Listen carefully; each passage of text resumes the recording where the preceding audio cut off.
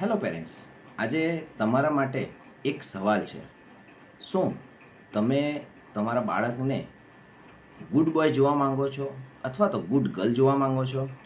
કારણ કે આજકાલના દરેક પેરેન્ટ્સને બીજાના તરફથી મળેલો આ good boy, talented boy, good girl, talented girl આવા શબ્દો સાંભળવાની અને પોતાના બાળક માટે ખાસ કરીને આ શબ્દોનું ઉચ્ચારણ કરવાની ખૂબ ઈચ્છા હોય છે.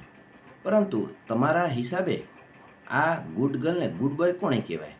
જે શિસ્તમાં રહેતું હોય, જે પેરેન્ટ્સની વાત માનતું હોય, જે સમાજના બધા નિયમો અને કાનૂનોને સાથે લઈને ચાલતું હોય, અથવા તો એ પોતાનો ઓપિનિયન ન મૂકતા તમારી દરેક વાતમાં હામાં હા મલાવતું હોય, અથવા તો સમાજમાં બધા જોડે સારી રીતે વાત કરતું હોય, આને તમે ગુડ બોય કે ગુડ ગર્લ કહેશો.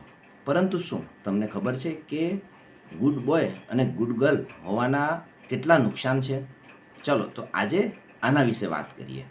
આપણા સમાજમાં ગુડ બોય અને ગુડ ગર્લ કહેવાવાળા તો ઘણા બધા હોય છે, પરંતુ એ ગુડ બોય અને ગુડ ગર્લના મનમાં શું ચાલતું હોય છે, આજે એના વિશે એક વાત કરીએ નાની. તો જનરલી ગુડ બોય અને ગુડ ગર્લ વાળા શબ્દ સાંભળવામાં તો ઘણા સારા લાગે છે, પરંતુ જ્યારે આ શબ્દને મેન્ટેન કરવાનું હોય છે ત્યારે બાળકની મનોદશા શું હોય છે એ તમને ખબર હોય છે?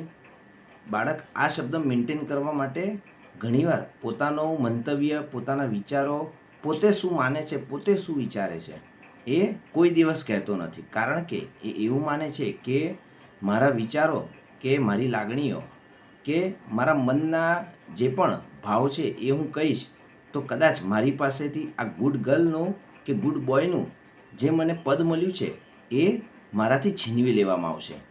એટલે બાળક નિરંતર આ પદને જાળવી રાખવા માટે પોતાના વિચારોને કોમ્પ્રેસ કરતો હોય છે, એટલે કે પોતાના વિચારોને દબાવી દેતો હોય છે. અને આની ભવિષ્યમાં એવી અસર પડે છે કે તે પોતાના વિચાર બીજા સામે રજૂ નથી કરી શકતો.